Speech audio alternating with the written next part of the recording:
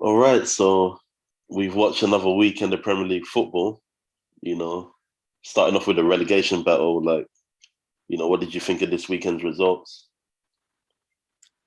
I think it's been bad for Fulham, Yeah, um, but obviously a massive, massive result for Newcastle. yeah, I've just finished watching the West Brom game and they looked absolutely phenomenal. And yeah. that's two weekends in a row where they've blown opposition away. I thought the gap would be too big, but it's 8 points. Um, and then I think West Brom are a bigger challenge to Newcastle than now Fulham are. Yeah. Fulham had their run of form and now they seem to have dipped at the wrong time. And Mm. West Brom are on fire, but it's 8 points between them and Newcastle. Um, So and West, yeah, Fulham lost 1-0 to Wolverhampton. yeah. I remember you calling me and telling me about the goal. I finally watched it and it was just unbelievable. I don't know why he doesn't do it more often. Yeah, Um, do you know what it is? It's a funny thing I've been thinking about it as well, is the type of goal that it is. yeah, You know, we always talk about shooting across the goalkeeper, yeah. but modern day footballers, how hard they can hit the ball Mm. and how quickly the balls move. I don't know why they don't just smash it at the front post more Yeah. often, because the keeper just hasn't got time to react. Yeah, I remember a lot of players, Batistuta, Shearer, because they had so much shot power. They used to just lace it right through the keeper's face and they were Yeah. forced to lean back. So, the modern day player, who most of them do carry this shot power, even shooting outside the box, they don't really do much of that anymore. No, no. But massive result for Newcastle, Fulham getting beat. Yeah, And be honest with you, yesterday when Newcastle won, unbelievable performance by St Maximum coming on. I thought that might have been the result that's got where, because then you think Fulham's got 6 games left. Newcastle are 6 points clear of a game in hand. yeah, Fulham are going to have to win at least two of those games out of the remaining six and hope that Newcastle lose every game. And I just couldn't see it. I thought that, they've hit the Fulham don't want to score goals again. yeah. Um, Well, it looked like Newcastle couldn't score goals again, but they've gone away from home 1-2-1, and St. Maximin was outstanding. well, Like it's something I've mentioned to you before that I think that it goes under the radar quite a bit now. By no stretch of the imagination now am I sticking up for Steve Bruce. But what I will say is everybody wants to make a big song and dance about Liverpool having a couple of injuries. yeah, Well, the equivalent for Newcastle is Jamal Lascelles out for the rest of the season. Fabian Shaw's out for the rest of the season. Fernandez has missed a big part of the season. Kieran Clark's missed a big part of the season. yeah, That's all the centre backs. So that's something we've got in common with Liverpool. But then we've had Almiron, St Maximum, and Wilson injured. That's like Liverpool having no Firmino, no Salah, no Mane on top of all of the defenders. Who was it you beat at the start of the season? Was it Newcastle? Was it Man City or Liverpool? At the start of the season, Yeah, because I remember you had a great defensive display with all of them involved, and it was a masterclass of defending. Not I don't know if it was this season. okay, maybe it was after lockdown, I but don't I don't think we've took any big scalps this season. Not that I can remember. Um, still the best I've seen Newcastle play this season was first game of the season away to West Ham. We'll beat yeah, them 2-0. But I don't think we've took a big scalp. We drew with Liverpool at St James's. We got beat yeah, off Man United because we went 1-0 up. yeah, Um, we definitely haven't beat City. So no, I don't think. But there's been times when Newcastle, it was especially under Rafa, we've beat City 2-1 before. We've beat Man United. We've ground out some big results with the defenders that we've got, and we're missing them all. We've been missing them all. We've been playing full backs at centre back. Um, so I think you can't excuse some of the results at Newcastle, but I yeah. do think the way they've approached games hasn't been acceptable. Well, West Brom just beat Southampton 3-0 tonight, and that's 2 wins in a row for Sam Allardyce. You think you can pull it off again? They've got a tough It run might in, be by too the way. little, too late. Okay, They've got 7 games left, so they're 8 points adrift. If Newcastle can pick up another 4 points, Yeah. that means that West Brom, because they've got a worse goal difference, have to get 4 wins and a draw in the remaining 7 games. Wow. And I don't know if West Brom can do that. Mm. Yeah, it's going to be tough.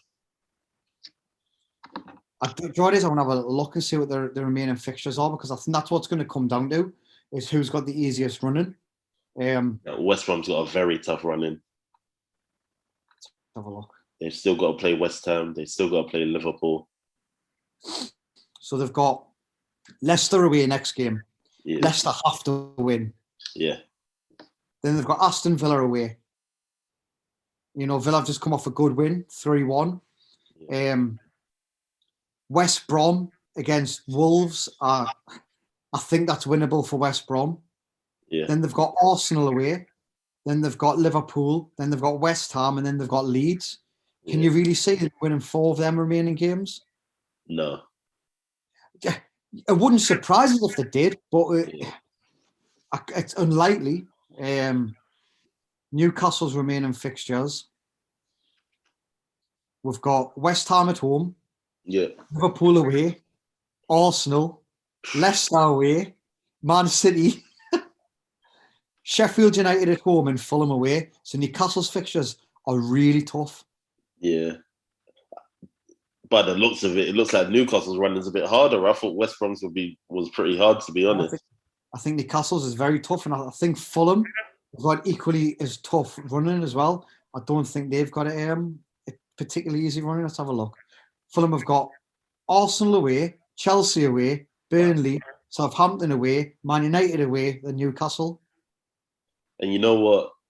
Every single team we've mentioned, bar Sheffield United, have got something to play for. And probably bar Leeds United. But Leeds United will just go for you anyway. So it's just like... Well, yeah, because Burnley now are only 1 point ahead of Newcastle. So if we're saying Newcastle are still in a relegation battle, Burnley are still in a relegation battle. Yeah. And even people might not even think about this, but even with league position, finishing 1 league position higher is a lot of money, especially without the crowds and with COVID. Well, Arsenal look good at the weekend, and they've got Arsenal away next game. Yeah. Then they've got Chelsea away. Yeah.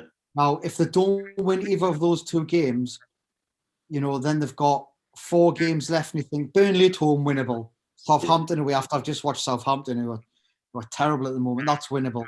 Man United away. Fulham have to win. Fulham have to beat Burnley and Southampton for me to have any chance of staying up. Yeah. And do you think if one of these teams do pull it off, do you think Burnley and Brighton are still in trouble as well? Well, if you look at the table, let's just get it up here. Burnley and Brighton are only 1 point ahead of Newcastle. Yeah. Newcastle beat West Ham at the weekend, which is a really difficult game. But if Newcastle can get a result against West Ham and beat them, Newcastle would go above Brighton and Burnley. Yeah. On 35 points. So I think they're definitely in it. They're definitely in it. I think Southampton might just have had enough now with 12 points. Let's have a look. Yeah, the 10 points clear the relegation zone. Southampton. I think that might just be enough. It's just 1 win, really, isn't it? Well, Brighton, Burnley, Newcastle's definitely on safe. I thought they were after the weekend because of how poor Fulham were. But after watching West Brom tonight, 2 games ago, West Brom won 18 points. I don't think anybody's seen it. If I thought Chelsea away, Southampton, West Brom will be lucky to get a point, and they've got 6. Yeah. And not just that, they've scored 8. Do you think as well that international break just messed up a lot of teams' momentum? And I think momentum's definitely been broken by the international break. I think it does it quite a bit. I'm not a fan of an international break. During the season, I've never been a huge fan of it, and I think it can do. Yeah. But as a Newcastle fan, it's the best thing that could have happened to us because it allowed us to get St. Maximin and Wilson back. Yeah. But I don't know. I still, if I had to put money on it, I would still say the bottom three now are the bottom three that's going to go down. Yeah. Because I still think that Burnley, Brighton, and Newcastle are all just one win away from staying up. Because then it's just too much to ask. And Newcastle win the next game, like I say, because of the goal difference. Let's check West Brom. If one team were going to pull it off, who's your money on? For West Brom at the minute. Yeah. Just because of how good they're playing. Yeah. You know, to score 8 goals in 2 games in the Premier League. Yeah, that's big. That is good. That's good for anybody. And especially when you consider the 5 of them against Chelsea. It's not as if they've just hammered Sheffield United. You know, they hammered Chelsea. And they've shown this week it wasn't a fluke. Yeah. So that's the good thing about Sam Allardyce. He finds a way to work around the players that he has, you know, and get the best out of it. What's interesting about it is that they went to Chelsea. Yeah. And they beat them. And today, especially first half against Southampton, they went at Southampton and could have been about 5-0 up at half time. Yeah. The beginning of the second half, they've tried to sit off and protect the lead, and Southampton have nearly scored a couple. Okay. So they've had to go back onto the front foot. Yeah. And I think what Allardyce has realised is his style of management, West Brom don't have the players to do it. Exactly. Yeah. He's got to go on the front foot. They're not good enough to sit and defend. But they have got some very good attacking talent. And tonight, Maitland-Niles really shone for me. I was watching it, and sometimes you forget that he's there, especially with him playing in centre mid.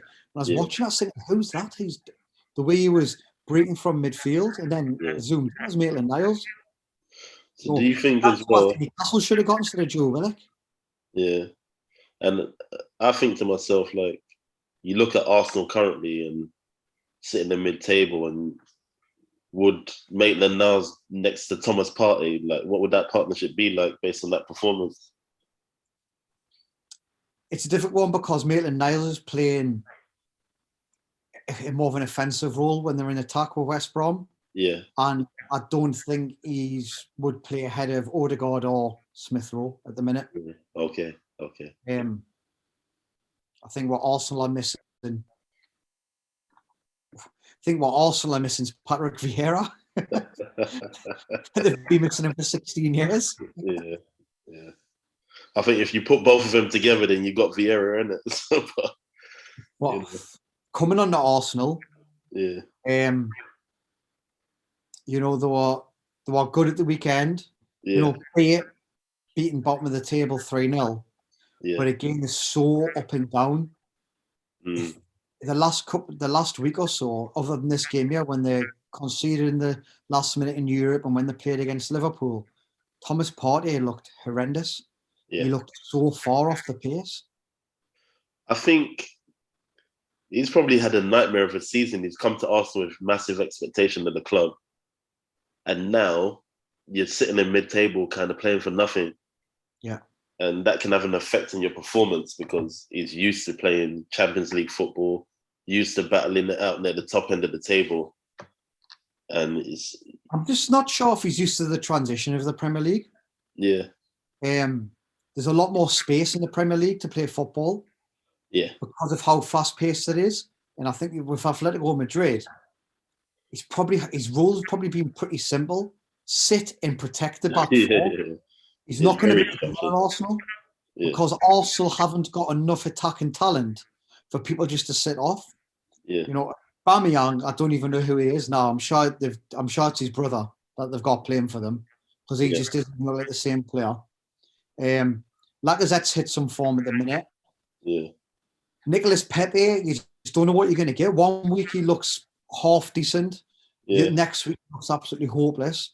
It's good to see Martinelli play and score. Yeah. Obviously Saka's he's the one for me. He's the game changer.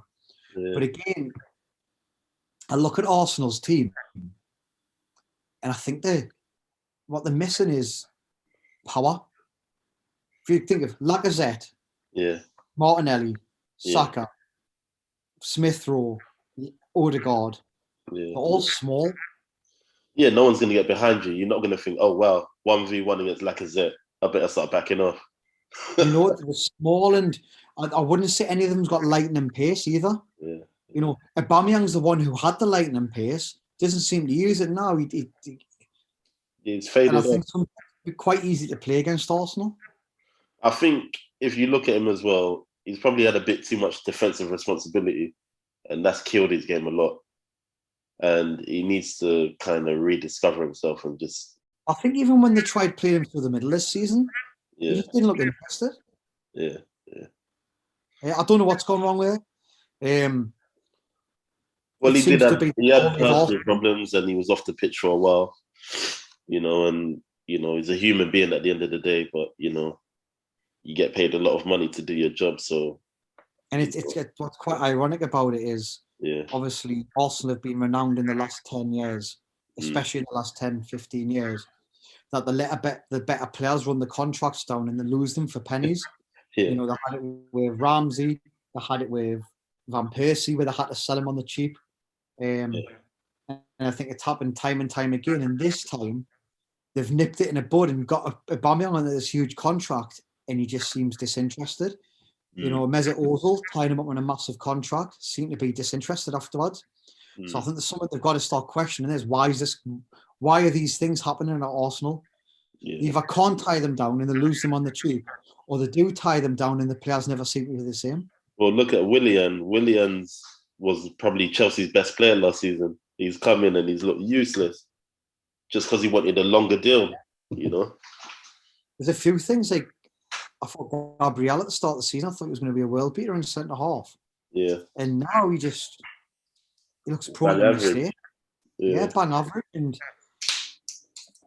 I think Arteta's on borrowed time. Yeah. I don't think it's acceptable for Arsenal to be in the position in the league where they are, because it's okay to turn and say, well, Arsenal aren't the team that they were. Yeah. But Leeds are above them. Aston Villa are above them. The most common thing coming out is that they've lost their identity. Like, you don't know what you're going to get from them. I don't think the players know. You don't know what you're going to get, but I just think, they spent 70 million on Pepe. Yeah. They've spent big money on players, yet they're sitting mid-table, real mid-table as well. We're not talking about 6th or 7th mid-table. We're talking about 11th and 10th. Yeah. For a club of that size, with that much talent, on paper, Arsenal are still a better team than West Ham, yet West Ham are 4th. Yeah. I think how many West Ham players would get in the Arsenal team? If you think about the players that West Ham have got rid of as well, like they got rid of Felipe Anderson, you can say is one of the best attacking midfielders in the league. And they've gone for something else. And, maybe Moyes has looked at the mentality of the players and said, you know what, I'm going to look at your attitude and mentality over your ability. And it's happened to work out for the club. If I'd said to you or anybody at the start of the season in the summer that Jesse Lingard would be better than Aubameyang playing off the left, everybody would have laughed at us. Of course. Wasn't getting a sniff at Man United, and Aubameyang had just scored the winning goal in the FA Cup final, the winning goal in the Community Shield. He was flying. They gave him that massive contract. Everybody was buzzing. Now, Aubameyang can't get a game at Arsenal, and Jesse Lingard is arguably the best player in the Premier League at the moment. Yeah, yeah. It's crazy. I don't know how you would predict this. And even people are linking him with like a £25 million, £30 million move from Man United. If Man United had to get a player like that with 1 year on his contract, it costs like 60, 70 million quid. I would. And this is another thing I can't wrap my head around, why the pundits, again, they were talking about in TalkSport. Jesse Lingard can't go back to Man United because of Bruno Fernandes. Bruno Fernandes plays as a 10. Jesse Lingard plays off the left for West Ham. They're not even playing in the same position. Exactly. Jesse Lingard at the minute is in direct competition with Anthony Martial, Pogba when Pogba plays on the left, and Rashford. Yeah. But I think at the minute, Lingard would get straight back in that Man United team, because I think their front three would be Lingard on the left, Cavani in the middle, and Rashford on the right. But then you look at the other players like, what's his name? Greenwood and Dan James as well. Dan James is, he's getting game time at the end of the day. Well, if Dan James is good enough to play for Man United, how can anybody say Jesse Lingard isn't? Yeah. I don't think Dan James is good enough to play in the Premier League, but he's technically not good enough. He's got lightning pace, but his end product's not good enough. No. End product's People say he's got lightning pace, but I haven't seen him outpace anyone yet. So if you've got Cavani, Rashford, Martial, Bruno Fernandes in your team, and you're playing as a winger, if you're not banging in 10 to 15 assists a season, there's something categorically wrong. If you're lightning quick with Cavani's movement, you should just be able to run past the fullback and pick him out every time. Just square it, because he's going to get across the front post. If it's possible, he's headering. Yesterday, that diving header. Yeah, I know, it was classic. It's something that's rare to see. You don't really see it anymore. It's a lost art, and it was a really brilliant goal. And I think it was a light bulb moment for Greenwood, because, I can see Cavani gets frustrated with him quite a lot, because he's got a striker's mentality where he wants to score, but he turned provider and he put the cross in first time and they got the reward for it. So he could probably see himself now as not only a goal scorer, but a provider as well, from the bench or from a starting position. Probably a good time for us to talk about the race for the Champions League places. It's really tight, Ian, if you'd asked us 2 weeks ago, I'd have put money on it that it would have been City top, United second, Leicester third, possibly Chelsea fourth. Yeah. Now I'm looking at it and I'm thinking, Leicester aren't going to get the Champions League. Yeah. They could let it slip away again. Liverpool have found a way to grind out results even when they're not playing well. Yeah. Which is frightening, because if Liverpool can pick up results when they're not playing well, what happens when they start playing well again? Yeah. I think that West Ham, I'd be interested to see what West Ham's running's like, because I think they've taken everybody by surprise.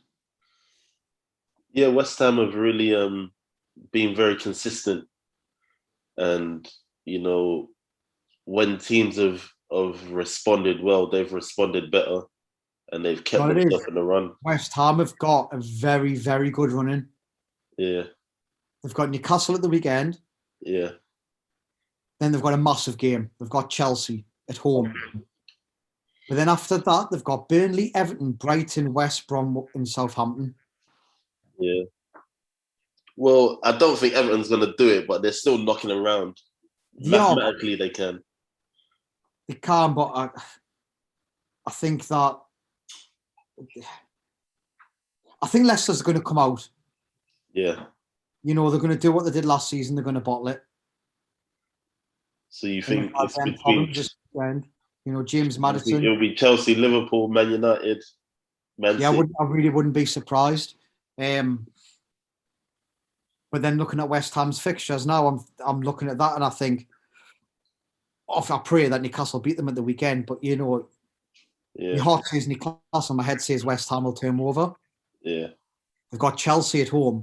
If they beat Chelsea at the Olympic Stadium, they're then going to put themselves. Let's have a look. If they beat Chelsea, they will put themselves 4 points ahead of Chelsea.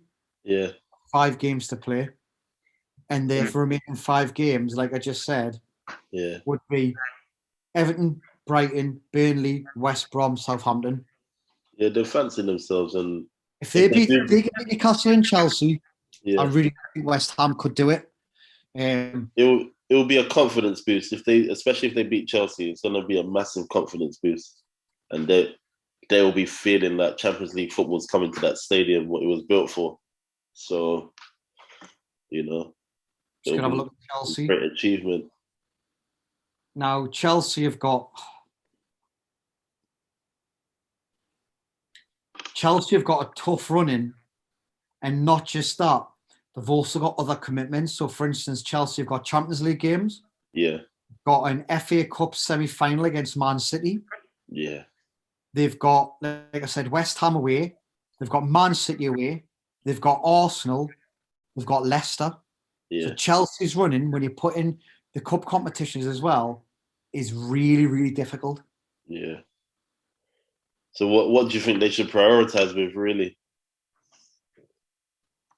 Just focus on the league or just focus on the Champions League?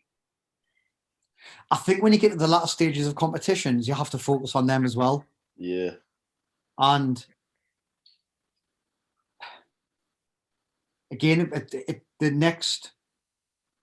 got Porto tomorrow, then yeah. they've got Man City in the FA Cup semi-final, they've Mm, got Brighton at home, and then West Ham away.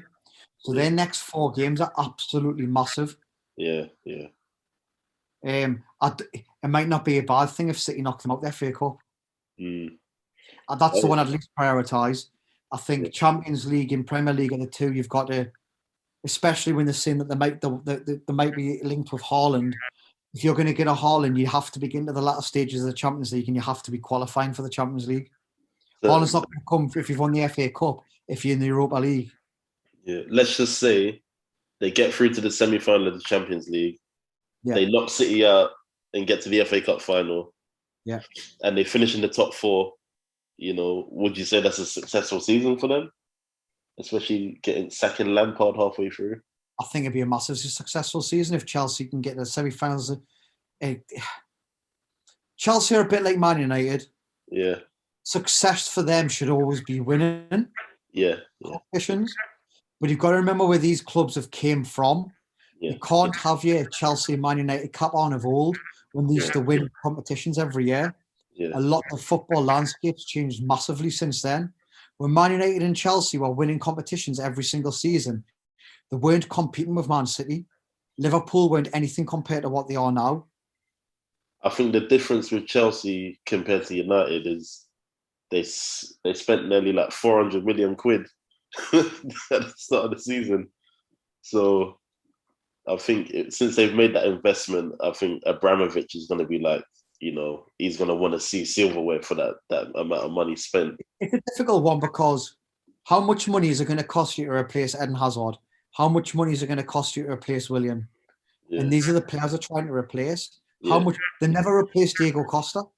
yeah, So if you think about their front three that was so successful that won them titles under Mourinho and Conte yeah, and won them Europa League with Sarri, yeah, it was Hazard, Willian, and Diego Costa.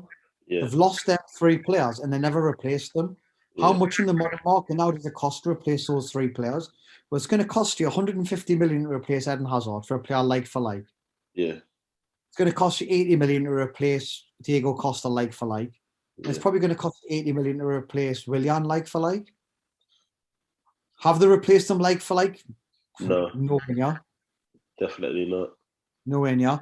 The one thing that I was questioning about Chelsea signings was, what was the identity of the team? Because a Pulisic is nothing like a Ziyech. No, It's like the different types of players. So how are you going to balance them into the same team where you think, oh, they're going to be playing on the counter attack, and then you had Mason Mount, and then they bought Timo Werner. Timo Werner and Havertz. So Havertz and Mount playing in the same team. How do you fix that? Very difficult. Because Mount's best place is arguably as a 10. Yeah. Havertz's best place is arguably as a 10. Now I The know only, them Havertz is a false 9 in the last few games, but yeah. they're only playing him as a false 9 because they haven't got a 9 that can score goals. If they had a top centre forward, they would not be playing Havertz as a false 9. But what about his touch over the player's head? Oh, nearly another Gascoigne moment. Yeah. And there's no doubt these players have got talent. I Yeah. just look at the team and I struggle to identify with a style of play that Chelsea can identify to have. Yeah. I think maybe one of the solutions might be reverting back to Conte's system. What, 3-4-3? Yeah. And that could, but they'll need obviously a top centre forward to come in, maybe like Haaland. I don't know if they've got the centre backs to play 3-4-3. Definitely not, but they'd have to definitely invest in that area. Obviously, we know with Thiago Silva, Yeah. he has been world class. Yeah. You know, I remember him at AC Milan before he went to Paris Saint-Germain and be thinking, wow, who's this player? Unbelievable.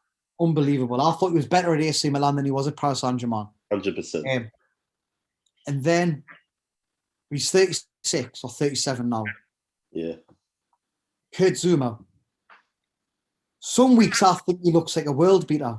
Yeah. Other weeks he just can't do it. Yeah. Some weeks he was like Titus Bramble. Yeah. Rudiger. I just don't get it. I don't know what he is. Yeah. He doesn't look like a centre back. He doesn't play like a centre back. Don't get us wrong, he's got ability. But again, to me, this looks like another liability. And it's who they on Christiansen. I don't know about him either. Don't even know who he is. Yeah. you know what? Chelsea. He reminds me of Lindelof. He can read the game well, but that's about it. This is the Chelsea team that was prepared to give Arsenal William Gallas because they had so many good centre backs. Yeah, yeah. What would they give now for a Gallas? What would they give now for a Terry and a Carvalho? What would they give now for a Frank Leboeuf? Yeah, or Desai. Well, Desai. But during Chelsea, even before the Abramovich times, had some phenomenal centre backs. Yeah. And now I look at them and I just think,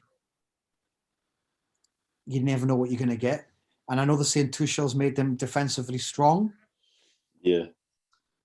I look at the reason why Chelsea are defensively strong is because of how well they keep the ball, not how well they defend. What about United? Do you think they can sneak it if City keep playing around at the top? No way. City are... Leeds United don't beat City's first team. Yeah, yeah. And Pep's got to go to Dortmund this week, get a result, when they've got an away goal, and he's only got a 1-goal advantage. Yeah. Any manager with half a brain was putting out a change squad at the weekend. Definitely. City could lose the next 3 games and still win the league. Yeah, yeah.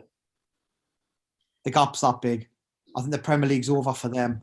I think they've got their eyes on the quadruple now. Yeah. Think they can do it? I can't see any reason why not. If you'd asked us this again a week ago, I would have said I don't see anybody beating Bayern Munich. Yeah. But without Gnabry and without Lewandowski, Bayern Munich will bang average. But we did say that we thought Bayern Munich had it all done and dusted, but our first game over. But for some reason, Alphonso Davies has been dropped. Last season, we're talking about being the greatest left back in the world. Now he can't even get a game. Yeah. It's how quickly football changes. It's crazy. But I do think if City were to achieve that, do you think Pep should just retire on a high? No, I think he's got pride like Fergie. Yeah. Keep going. Alex Fergie could have retired in 99 and nobody would have ever said anything. Yeah. Because he would have turned around and said, I've won everything. Yeah. But he didn't. And it might have took him 10 years, but then he went and won the Champions League again and he rebuilt that Man United squad. So, and I think Pep's the only modern manager that I've seen rebuild teams over and over and over. Yeah. And I know I don't like how people judge him on Champions League success, but the team that won, he's rebuilt this Man City team a couple of times now. Yeah. And every time they seem to look better and better and better. Well, he's come out and said he's not buying a striker. And, they're losing Aguero. They are buying a striker. You think it's Haaland? I don't know why you'd pay 180 million quid for Haaland when you can get him next season for 56 million on that clause. Yeah. I don't know if Dortmund can ask for that much money when people can just say it's okay, I'll just wait a year. But there's one club foolish enough to do that. Man United. Who's that? Man United. Yeah, Ed Woodward. He'll say, here you go, here's 250 million. They could have got him for 17 million euros and gave him the wages he wanted. I don't get it. I don't know if Man United should go for Haaland. I think Man United should go for Harry Kane. I don't know. After watching this weekend, he struggled against Lindelof and Maguire. You know what he is? It's unfair to say that Kane struggled. I think it's a case of I wouldn't struggle against Lindelof and Maguire. I think it's a case of he's had an off day. But Harry Kane is banging in 25 to 30 goals a season. Yeah. 5 seasons on the trot. Yeah. In a team, and that, let's face it, he's carrying that team. Yeah. You know, it's not as if you can turn a season into a great team, because if you take Harry Kane out of that team, they're bang average. Yeah. Kane's the one I think that Man United should go for. I don't think I can't see Haaland going to Man United. You can't see it. I can't see it. What about Kane to Madrid?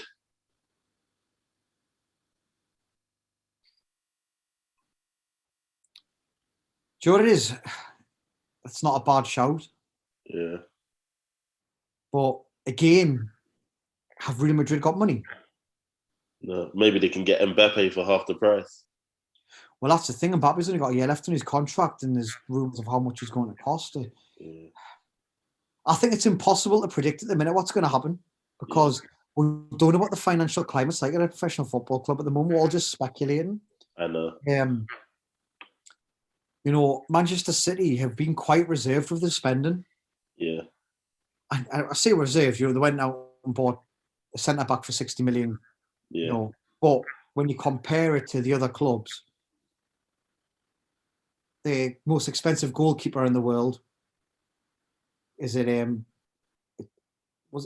Chelsea? Kepa. Yeah. The Chelsea got the most expensive goalkeeper in the world. Man United's got the most expensive centre back in the world. Yeah. Which is just ridiculous. Pogba's the most expensive midfielder in the world. He was, wasn't he, until Coutinho? Yeah, Coutinho is. Coutinho's the most expensive midfielder in the world, and Mbappe is the most expensive striker in the world. Yeah. So Man City aren't in that ballpark yet where they're going out and breaking records. Yeah, yeah. Maybe it's time for them to do it. Do you think maybe they might change the strategy and start bringing through some youth? Rory Delap's son, Liam Delap, he's been linked with Real Madrid. I think for you to break through that Man City team, you've got to be Phil Foden. That's the quality you have to have. Yeah. If Jadon Sancho couldn't get into the team, how difficult is it for them to come through? You know, I think that'll be the long-term goal. Yeah. I think any club, if you can bring people through the academy and not have to go out and spend silly money, why wouldn't you do it? But so, final question: what's your top 4 prediction? City, United,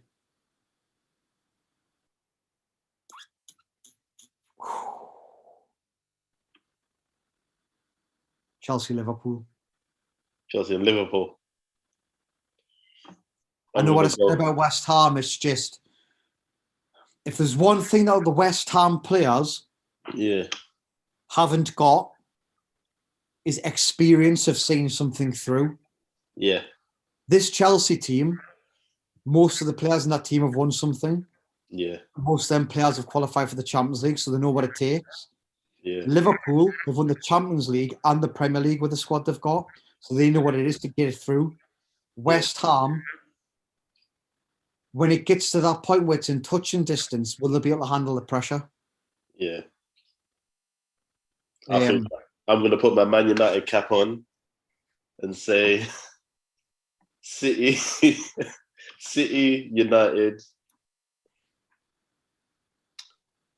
Leicester and the Hammers. I think Leicester will turn it around. And I think West Ham might just scrape it over Chelsea. If Leicester finish third, actually, if Leicester don't finish in the top 4, you've got to wear Liverpool top. We're mugging them off. Liverpool in the Europa League next season, mate. 100%. It's just been horrific, isn't it? It's been a horrific season. They would actually deserve Europa League. Do you know what it is? He has a prediction for you. Liverpool's going to knock out Real Madrid. I wouldn't write them off. This is their That thing, goes innit? crucial. Would you rule out Liverpool beating Real Madrid 2-0? Oh, But yeah, we'll leave it there then. So perfect. yeah, I think they can. Even if Madrid score, I think they can take them to extra time at least. Be an interesting game. But yeah, I think that is a really interesting game. I think Zidane's just like punching above his weight at the moment with those players. You know, And if you look at La Liga's been turned on its head. You know, I thought Atletico Madrid were running away with it. yeah, But there's been a lot of change there. yeah. And if I look at the league, because I see it, Madrid beat Barcelona in El Clasico at the Okay, weekend. Just shows how times have changed. Nobody even knew there was an El Clasico. yeah, And if you look at the division now, Real Madrid are now 1 point behind Atletico Madrid. yeah. And that was 12 points at one point. So if Zidane wins the league and the Champions League, can he say this is it? Like, I think you've got to then start talking about him being one of the best managers of all time. yeah, Because it's one thing them saying that he won it when they had Benzema, Ronaldo, and Bale, and they carried them. yeah, If he can win the Champions League and La Liga with the squad they've got now, yeah, what can you say? He can turn around and say, "Yeah, I still won La Liga without Ronaldo. Barcelona, you couldn't win it with still having Messi." yeah, yeah. That's a good point. And those guys haven't even come good yet, and they got great ability. The young Brazilian kids they got, and Vinicius obviously Junior. Eden Hazard. But imagine they start coming good after that. You Be never know. frightening. Right, well, we'll call it there then, Sean. Thank you very much. Brilliant.